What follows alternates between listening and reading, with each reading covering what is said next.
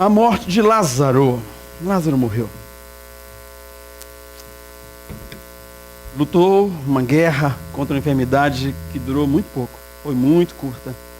E aquele moço morreu. Nós sabemos o final da história. Louvou o Senhor por isso. Mas ele se importa, queridos. Não sei se Maria, Marta, quanto que elas sabiam disso antes, mas ele se importa. Nessa semana, no grupo, nosso grupo de WhatsApp, surgiu uma conversa, alguém compartilhou alguma coisa. Não sei se foi nesse grupo, ou isso foi em um dos pequenos grupos. Mas o certo é que no final, um irmão disse assim: a Terceira Guerra Mundial está em vista. Está chegando. Alguém fez essa discussão. E aí eu, pensando nesse texto, a maneira como aprendemos sobre Marta semana passada, né? Como que ela, o gênio dela, o jeito de ser, a maneira prática de fazer as coisas, como que ela encara Jesus com aquela pergunta: você não se importa?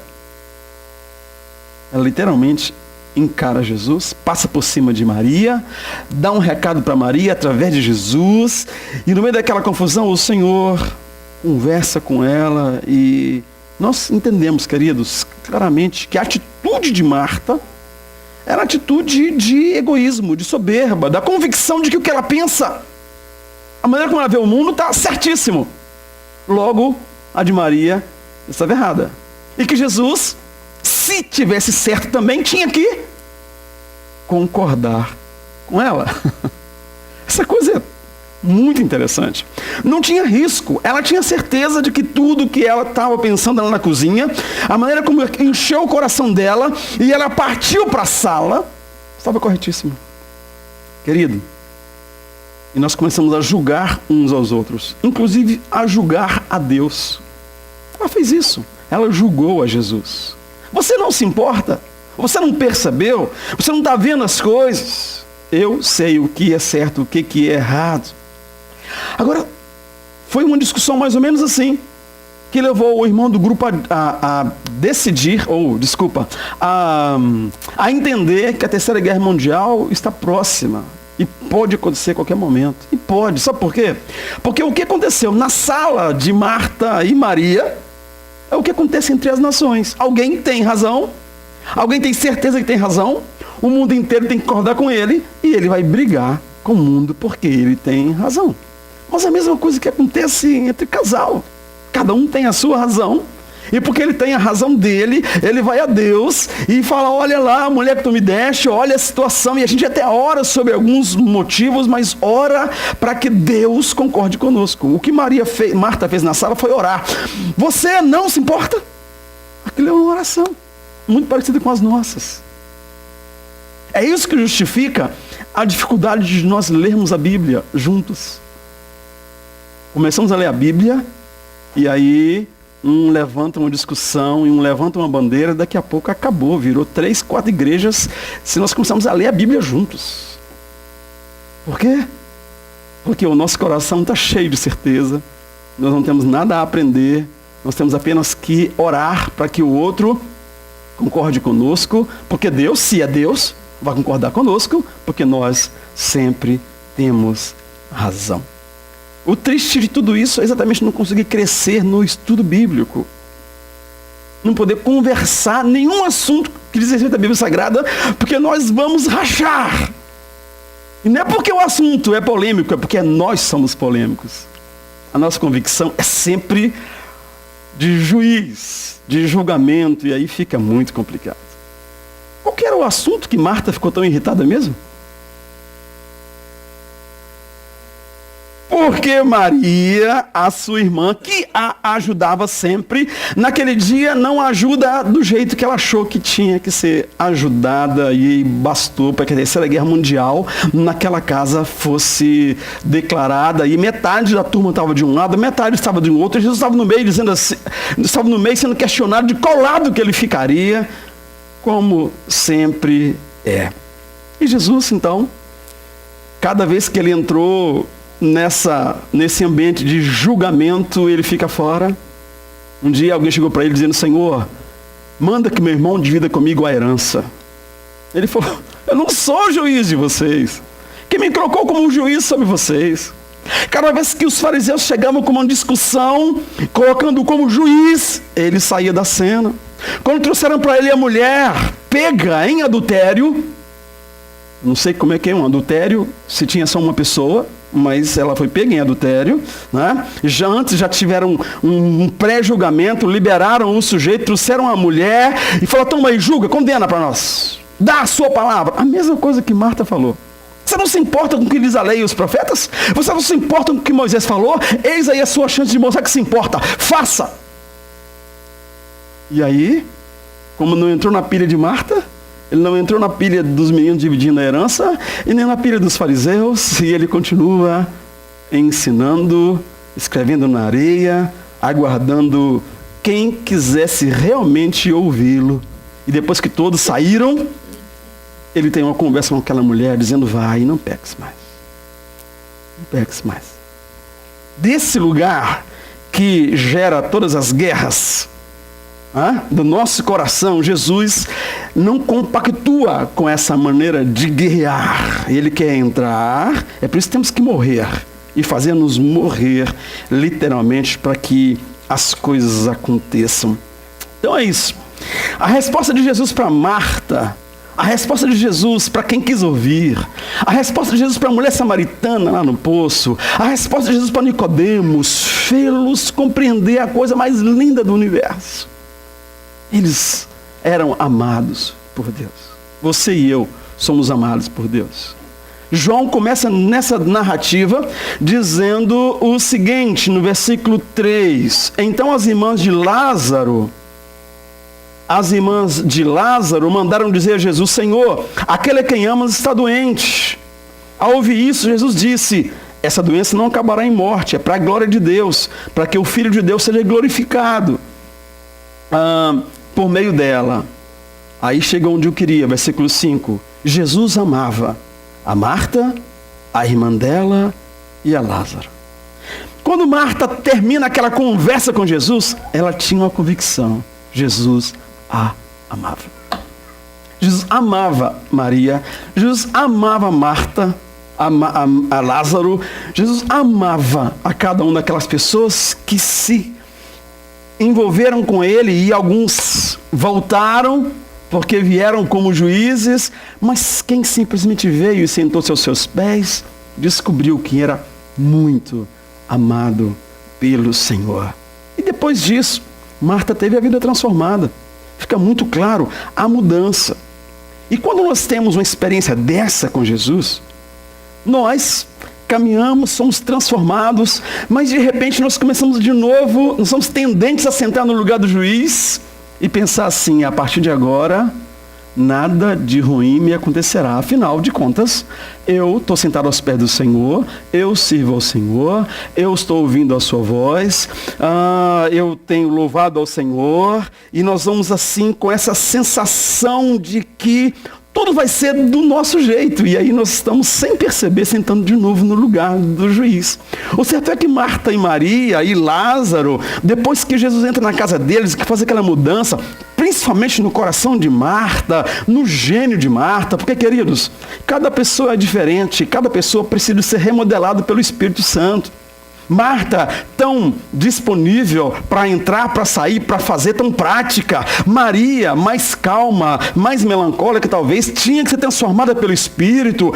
Lázaro tinha que ser transformado. Nenhum de nós, queridos, nenhum de nós pode achar que o jeito de ser, o jeito de pensar é certo, é bom, sem Jesus. Nenhum de nós. Nenhum de nós. E Marta sofreu essa transformação. Maria também. Lázaro também. Mas acontece que dias depois, aquele moço adoeceu. E na perspectiva de uma família que estava debaixo da graça, da direção de Deus, sentado aos pés de Jesus, aprendendo de Jesus, já tinham aprendido sobre algumas coisas que iriam acontecer no futuro, a escatologia. Ela dá umas lições aqui para nós. Nós temos a impressão, a sensação de achar que nada de ruim poderá nos acontecer. Lázaro adoeceu, Passaram-se alguns dias, elas perceberam que a coisa era muito séria. E aí Marta, imagina, né? Vem com um chazinho para ele, dizendo: Lázaro, toma esse chazinho, essa sopinha, não põe o pé no chão, por favor. Aquelas coisas que uma boa dona de casa sabe fazer, nessa postura maternal que ela tinha. Maria do lado de lá, tirando o suor da testa de Lázaro. E Lázaro tentando dizer: calma, gente, está tudo bem, vou ficar bem. Só que não ia ficar bem. Passou mais um dia e ela toma uma decisão muito acertada. Ela decidiu ir orar de novo. Orar via bilhetinho. Ela faz um bilhetinho e manda para Jesus. E alguém vai lá atrás de Jesus, era bem longe, e entrega o bilhetinho. Marta, aquela a quem você ama, com Maria e Lázaro, aquela casa tão especial, tem um recado para o Senhor. Lázaro, aquele a quem amas, está doente, gravemente doente. Bom, e quando a gente ora, a gente espera o quê? Resposta. Qual resposta? A nossa resposta. Porque nós somos donos da verdade, senhores do destino.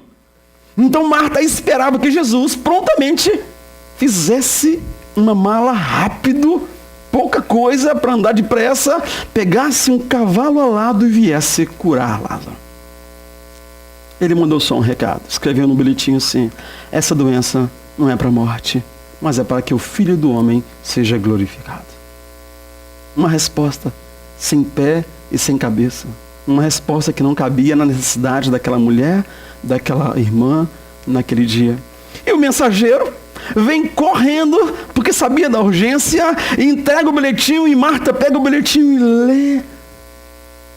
Mas agora, ela estava sendo de alguma forma testada, provada naquilo que havia aprendido, no crescimento espiritual que havia obtido. E aí ela espera, quem sabe ele chegue amanhã. Mas não adiantava chegar amanhã, porque naquele mesmo dia Lázaro morreu. A morte completa a sua obrigação, e depois disso não tinha mais o que fazer, a não ser proceder com o que se faz. Velar o corpo, enterrar o corpo, esperava-se que ele chegasse pelo menos para o enterro. Ele não chegou. E aí, queridos, o coração daquela mulher, o coração daquelas duas mulheres, estava agora sendo confrontado sobre o que elas haviam aprendido. Será que ele realmente se importa? Eu perguntei para ele lá: Senhor, o Senhor não se importa? Era uma coisa tão boba. Mas quando é alguma coisa assim, tão profundamente séria, será que ele se importa?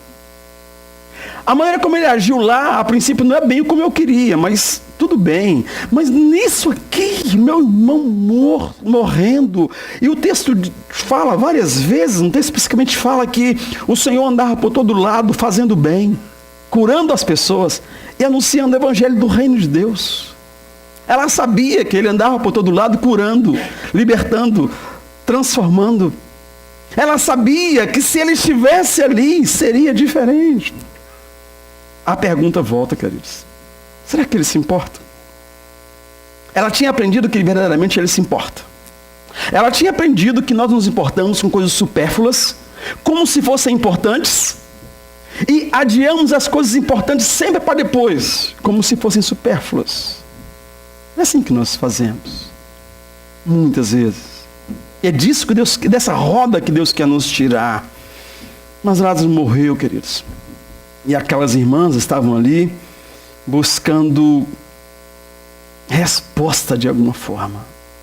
E aquela pergunta, eu tenho certeza que o diabo trouxe no coração de Marta, de Maria, várias vezes, dizendo: será que ele se importa? Bom, 4 dias depois, ela soube que ele estava chegando. Os judeus tinham muita preocupação com a questão de expressar o sentimento. E numa situação dessa, os judeus, quando naturalmente não chegavam os amigos, não tinha um grupo bom que pudesse expressar a dor, eles pagavam as pessoas para chorar nos enterros. Literalmente. Tinha nome, é uma profissão. Então vinha lá uma turminha de 6, 10 mulheres, com uma voz bem aguda, com lágrimas que desciam com facilidade, e elas choravam nos enterros. As carpideiras. E o que a princípio era uma boa intenção virou um grande problema, né? Uma grande atitude hipócrita, mas na casa de Marta, Lázaro e Maria não precisava disso, eles eram muito amados. 4 dias depois, quando Jesus chega, ainda estava cheio o ambiente. Cheio. As pessoas estavam ali, os líderes religiosos estavam ali, eles estavam tentando consolar Marta e Maria. Não dava para consolar, queridos. A presença é importante, mas o consolo só pode vir da presença poderosa do Espírito Santo. Estamos orando nesses dias pelo Cláudio, pela casa dele. Perdeu o seu pai na semana passada. E eu não sei se no coração de Cláudio passou essa pergunta também. Senhor, você não se importa? Senhor, era para ser agora, era para ser assim. Ontem passei o dia falando com uma amiga que o pai dela tem 1 mês de vida. E ela está desesperada com essa situação. O médico... é fácil de fazer o planejamento, porque já dias ele não come e não consegue comer. Ele tem já a idade avançada. E ela está com o coração angustiado, fazendo perguntas. E uma pergunta que vem é essa: será que ele se importa? Tenho visitado aqui 2 pessoas nesses dias. Um moço jovem que teve um problema de saúde, que está reaprendendo a falar, a ver, a andar. Eu sei que no coração dele, da esposa, filho, a pergunta vem: será que ele se importa? Outra mulher que estamos orando, tá a turma pedindo oração no grupo. Tem uma enfermidade que 30 e poucos anos pode deformá-la toda, uma situação muito difícil. E quando a gente ora, a pergunta vem: será que ele se importa? E quando Marta soube que Jesus estava vindo, parece que era Maria que estava fazendo aquele gesto. Porque sempre foi Maria que se levantou e correu aos pés dele. Maria fica sentada onde estava, chorando. Daí a necessidade de cada um de nós, de cada jeito, cada personalidade ser transformada, ser dirigida pelo Senhor. Porque senão na melancolia você se arrebenta, na euforia você se arrebenta, você sempre se arrebenta se o Senhor Jesus não dirigir a sua vida, se o Espírito Santo não guiar você, principalmente nas horas difíceis. Marta então sai correndo encontrar-se com Jesus. Quem sabe ela tenha ido 1, 2 ou 3 quilômetros, porque é a distância que fala de Jerusalém a Betânia, e ele saiu de Jerusalém e alguém mandou o recado, ele já está chegando aí. Sabe o que ela fez, queridos? Ela vai e se prostra aos pés do Senhor Jesus. Na hora que era uma coisinha de nada, ela foi lá e faz aquela oração. Mas agora que a coisa era tão séria, como ela tinha passado pelo processo, ela se prostra. Ela chega e, num gesto de adoração, ela fala: Senhor, se estivesses aqui, meu irmão não teria morrido. Não tinha queixa, não tinha cobrança, não tinha você não se importa, não tinha aquelas perguntas que naturalmente nós fazemos declarando guerra mundial entre irmãos, entre cônjuges, entre crentes estudando a Bíblia. Não. Ela disse: se o Senhor estivesse aqui, meu irmão não teria morrido. E ela não para aí. Ela faz uma declaração de quem coloca a vida para ele dirigir. Fala assim: mas eu sei que Deus te responde em tudo que você pedir. Eu sei que tudo está nas suas mãos. Ela não tinha imaginado a hipótese de Jesus fazer o que ia fazer. Ela não estava falando disso. Ela estava simplesmente dizendo assim: mas eu estou prostrada, sentada aos teus pés. Quando ela fala isso, querido, Jesus faz uma declaração que, como na maioria das vezes nós não entendemos, dizendo assim: o seu irmão vai ressuscitar. E ela continua, sentada aos pés de Jesus, trazendo à existência respirando, inspirando o que ele havia falado. Ele havia falado para ela que um dia nós ressuscitaremos, no último dia ressuscitaremos com o Senhor. Então ela havia inspirado essa palavra e ela solta dizendo: eu sei que ele ressuscitará no último dia. E ela escuta de novo Jesus respirando, entra dentro dela uma palavra assim: eu sou a ressurreição e a vida. Aquele que crê em mim, ainda que morra, viverá. Aquele que crê em mim não passará pela morte, ainda que morra, viverá. Você crê nisso, Marta? Não sei se ela sabia exatamente o que significava, mas vinha dos lábios de Jesus. E ela disse: eu creio que tu és o Cristo que havia de vir. Isso bastava. Se você quer que ele é o Cristo que havia de vir, se você quer que ele é Senhor da sua vida, se ele é o Rei das nações, que ele é soberano, se você realmente crê nisso, as coisas que acontecerão, são alguns detalhes para que a glória de Deus se manifeste na sua vida e na vida da igreja. E Jesus chorou, queridos. E Marta então faz aquela adoração, levanta, vai chamar Maria e fala: Maria, o mestre te chama. E o mestre encontra com Maria e conversa com ela, e ela tem a mesma expressão: se o Senhor estivesse aqui, meu irmão não teria morrido. É muito rico isso, porque você pode falar tudo o que você quiser falar para Deus, porque Ele sabe de toda a sua vida e Ele quer ouvir o seu coração. Mas nós não estamos no lugar de juiz de Deus. Não podemos sentar nesse lugar, porque é o lugar mais terrível para se viver. No outro tempo, discutimos aqui, né, sobre aquele filme, aquele filme A Cabana. E aí, exatamente no lugar do juiz, nós não queremos saber o que o cara quer dizer, nós queremos julgar o sujeito. E a discussão toda é em cima do está errado, que ele não pode. Tá, sai desse lugar e vamos ver o que o moço está fazendo e está falando. Ele passa por uma situação parecida com a de Marta e Maria, só que os 4 dias dele duram muito. Aquele moço está morrendo com as próprias acusações que ele já fazia, com o que o diabo fazia, e ele estava sentado julgando Deus. Onde é que está Deus quando a menininha de 7 anos é sequestrada, abusada, assassinada e o corpo é escondido? Ele queria saber onde é que está Deus. Ele estava com muita raiva de Deus. E ele passa pelo processo de entender exatamente que Deus amava tanto a ele, vítima daquela situação, quanto o sujeito que era o autor daquele crime. Deus amava um e amava o outro e continua sendo Deus, e isso nós não conseguimos entender, porque nós estamos dentro da nossa verdade, do nosso sofrimento, da nossa perda, da nossa dificuldade, da nossa teologia. Nós estamos dentro do nosso direito de exigir então toda a justiça. É muito interessante a história.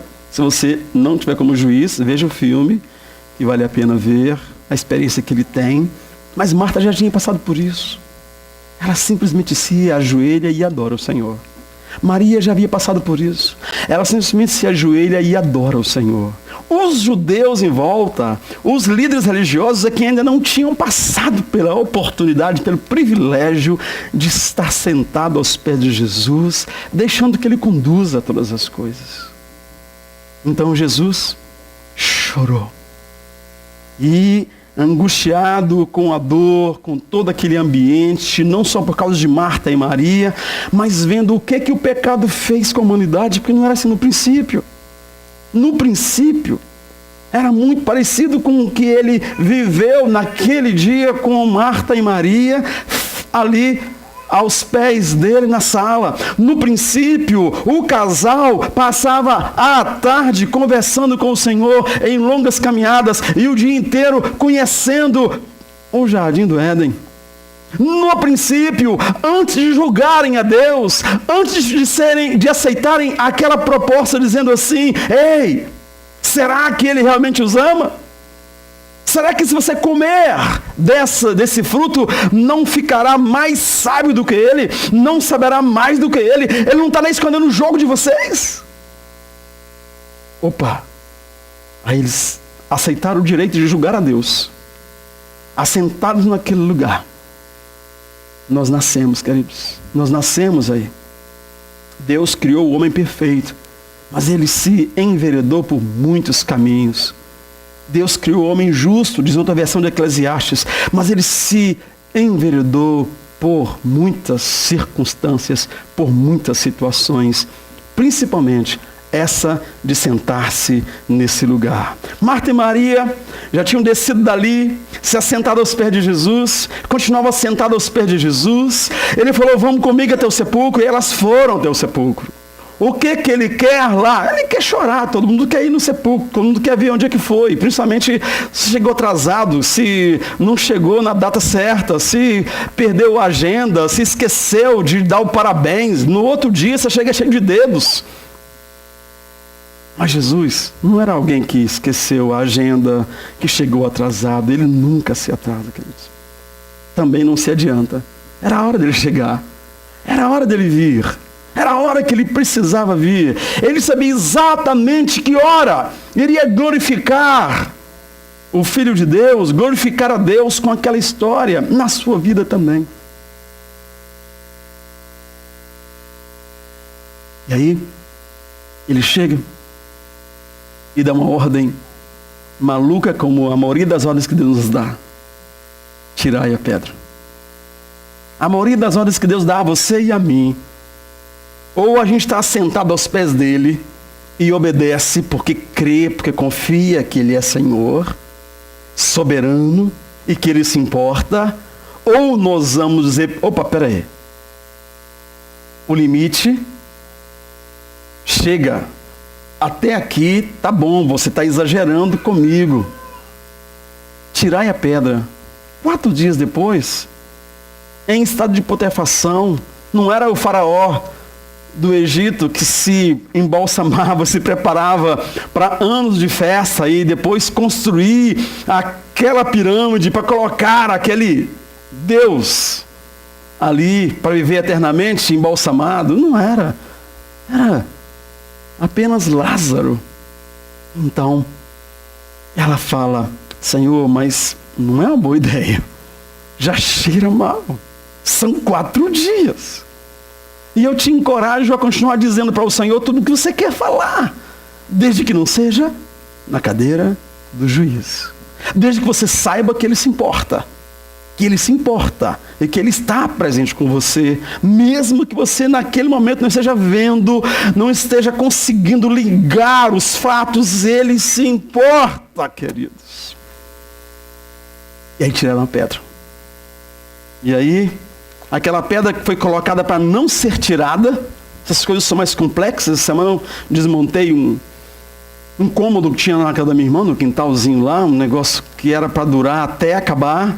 Mas acabou antes da hora, porque a neve tirou o teto e ficou aquela armadilha lá. Aí nós fomos desmontar. Eu e meu neguinho ali fomos desmontar. E a proposta era desmontar. Não tinha jeito. Ficou tão encaixada que depois nós usamos aquele método, né, mais eficiente, chamado marreta. E nós quebramos aquele trem todo, jogamos no chão e limpamos o quintal da minha irmã. Ótimo. A porta daquele túmulo era assim. Não era para ser aberto a cada 4 dias. Era para ficar fechado. Era para que não entrasse nem saísse nenhum som, nenhum cheiro. E aí, entraram ali a contragosto e abriram aquela cova. E Jesus então, queridos, dá uma ordem. Depois de orar, depois de falar, Pai, o Senhor sempre me ouve, Ele confirma o que Marta falou. O Senhor sempre me ouve, mas eu oro, porque eles têm que saber que nós somos um, que nós estamos linkados, nós estamos na mesma vontade. E depois que abriu o túmulo, Ele dá uma ordem, queridos. Ele fala, Lázaro, sai para fora. Aí eu quero parar aqui e pensar um pouquinho. Se Marta era tão prática, se Maria tão melancólica, tão romântica, que assentava com facilidade ali, como é que era Lázaro? Eu fico tentando pensar como é que era Lázaro. E aí, para ampliar um pouco essa conversa de estar sentado no lugar de juiz, eu fico pensando que Lázaro podia ser como nós, pirracento. E quando o Senhor fala, Lázaro sai para fora, e ele, apesar de todo embrulhadinho, cruza os braços e fala, eu não. Lázaro sai para fora, foi dada a ordem. O inferno já teve que ceder, a morte teve que abrir mão, teve que retroceder, tudo aconteceu, o corpo voltou. Ele fala, eu não. Como não, Lázaro? Por que você não veio me visitar quando eu estava doente? Por que você não veio um dia antes? Por que você não veio me curar? Queridos, nós fazemos isso muitas vezes. Deus quer, chegou a hora de Deus e nós ficamos mortos em nossas queixas, em nossas pirraças, e nós dissemos não. Lázaro, sai para fora. Não sai, não sai, não sai. Fazemos isso uns com os outros. Quando o outro reconhece, quando o outro vem, fala, não me perdoa, eu exagerei, falei demais, falei de menos, não fui, esqueci, me perdoa. Parabéns para você nessa data querida. Hoje não. Daqui 360 dias você me dá, porque meu aniversário foi há 5 dias atrás. Hoje eu não quero mais, parabéns para você. Não quero felicitações hoje. Esquecendo o dia, por favor, guarda para daqui 360 dias. Lázaro não fez isso, queridos. Mas imagina se ele fizesse isso. Se ele tivesse também questionando a soberania do Senhor. Deus poderia tê-lo curado no primeiro dia, que ele ficou doente, no segundo, no terceiro. Mas assim como aquele cego, lá na porta do templo, os discípulos passaram e perguntaram, Senhor, quem pecou para que ele nascesse cego? Ele pecou no ventre, ele pecou em vidas passadas. Tinha uma misturada de teologia entre os judeus, queridos, era tanta mistura, tá? Quem pecou, ele ou seus pais, para que ele nascesse cego? Como assim? Como se ele pecou para nascer cego? Os judeus tinham algumas teologias que era assim, preto no branco, tem pecado aqui, tem um problema aqui, tem pecado aqui. Lázaro morreu, devia estar em pecado. Como os amigos de Jó, costurando e caçando Jó, confessa. Fala aí, abre o jogo. O que foi? O que aconteceu? Deus não ia desmontar a sua vida. Você era peixinho de Deus. Agora Deus desmonta a sua vida, te põe nesse lixo. Jó, confessa.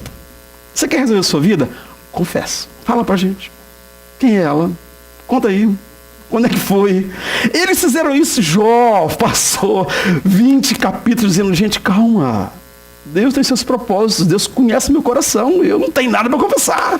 Jó ficou bravo com eles, ficou bravo com Deus, exatamente por esse raciocínio, sabe?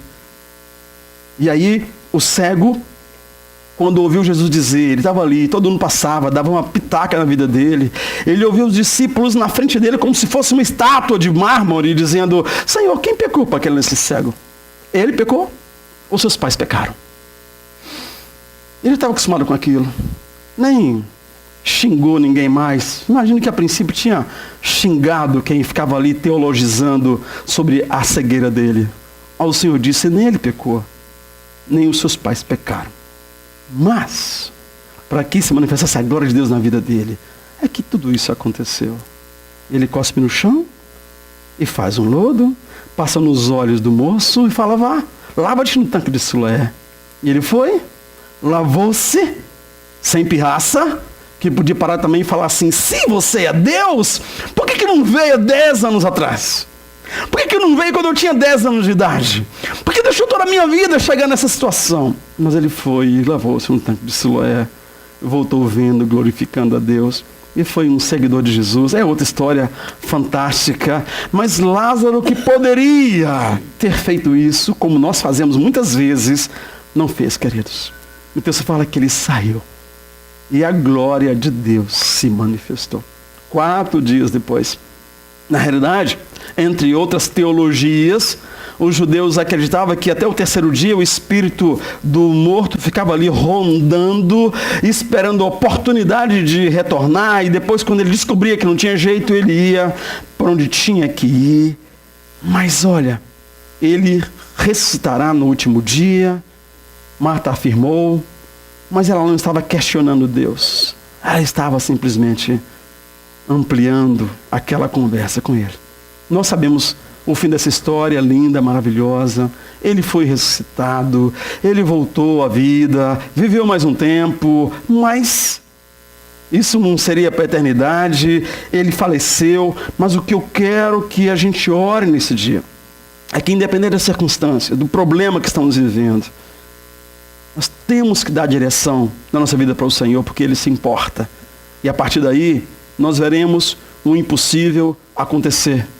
Não significa que toda pessoa que morrer perto de você vai ser ressuscitado, não é isso. Significa que a presença do Senhor trará consolo sempre. Que em qualquer circunstância, Ele será glorificado na sua vida, nas coisas pequenas, como a discussão com a irmã, nas coisas grandes, como perder o irmão. A glória é para o Senhor. Nós não somos mais juízes, nós somos servos do Deus vivo. Você pode dizer amém? Pode ficar de pé comigo?